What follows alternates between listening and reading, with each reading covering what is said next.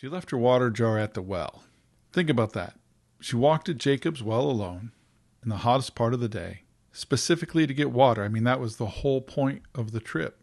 And she forgot it because something so profound and life-changing happened at that well, something that was so significant, so disorienting, and yet so alive that the jar just didn't matter anymore.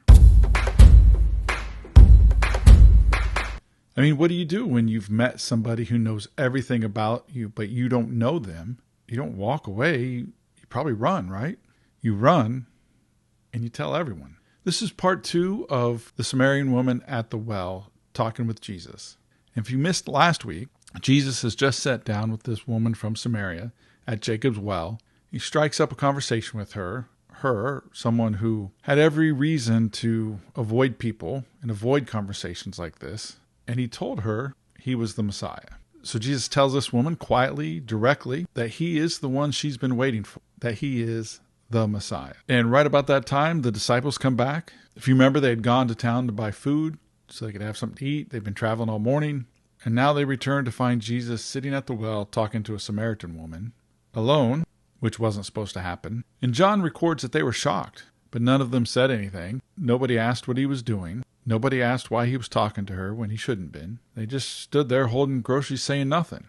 I think sometimes when things happen like that to us, when we're so shocked, even though it was Jesus, his disciples didn't know what to do. The woman, however, she knew exactly what to do. She didn't wait for introductions. She didn't wait to explain why Jesus was talking to her alone at the well. She leaves her jar, the whole reason she came, and she ran back into town. And she starts telling people. Now, some of the nuance in there is that she doesn't tell everyone. She specifically goes to the men of the city, which is interesting because they probably are the ones who pushed her into the margin and made her feel like an outcast. And what does she say? She doesn't say, I just met the Messiah, come see him. She says, come see the man who told me everything that I ever did. Could he be the Messiah? And I think the uncertainty of her words are deliberate. And it's actually the genius of her testimony or her witness. So back at the well, the disciples are urging Jesus to eat something. They've been traveling. He must be hungry. And they brought the food. And Jesus says, I have food that you don't know about. And his disciples, they start whispering to each other, did he already have somebody bring him food? What's he talking about? So Jesus explains that his food is to do the will of the one who sent him and to finish his work. So he didn't need that physical food at the moment. His priority was to do the work of God the Father who sent him. And then he looks up, probably towards the town where the lady had went back to. And there's probably a crowd walking, making its way back to Jesus at the well. He says, look at the fields. They are ripe for harvest. So the Samaritans arrive. They hear Jesus for themselves. And John tells us that many of them believed that day, not because of the woman's testimony anymore, but because they heard from Jesus directly. They ask him to stay, so he stays 2 more days, and they say, we no longer believe just because of what you told us. We have heard for ourselves, and we know this man is really the Savior of the world. There's 3 things I want to take away from this passage. First, like I said earlier, she left the jar. In John's gospel, in his account of Jesus' story, his account of Jesus' life, small details are never accidental. In fact, anywhere in the Bible, if it's there for a reason. The jar is mentioned specifically because it tells us of the state that the woman was in when she arrived at the well. She came for water, but she left with something she couldn't carry in a jar. And remember, her conversation with Jesus was about living water that is in us, that comes from within us. She didn't need a jar to carry it anymore. She had that living water. Second, it was the way that she talked about Jesus, or the way, using our vernacular for today, the way that she testified about Jesus. She didn't walk into town and make a declaration or stand at a corner and preach from a corner. She asked a question. Come see this man who told me everything that I did, meaning all the things she did in private, in secret, that no one else would know. Maybe what people gossiped about, but the facts no one else knew. And she says, could this be the Messiah? So she's inviting them to come and see, experience, and hear Jesus for themselves. She's not declaring to them that she found Jesus. She's saying, I found this guy. He's told me these things.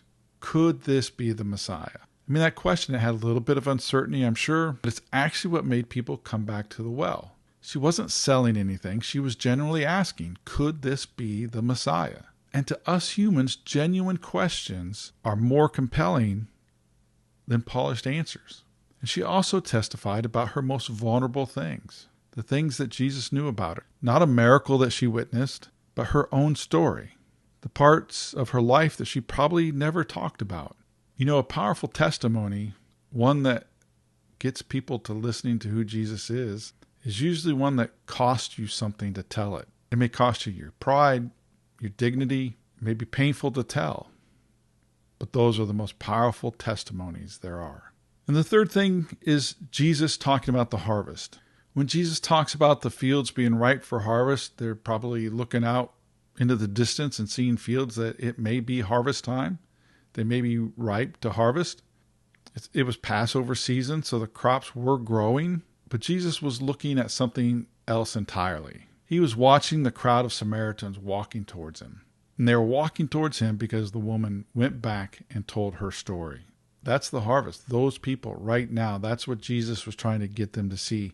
He didn't have time to eat because those people were coming to him and it was time for him to harvest. He tells his disciples that someone else did the hard work. You're stepping into a field that you didn't plant. And he was talking about the woman. She planted, but they get to reap the harvest.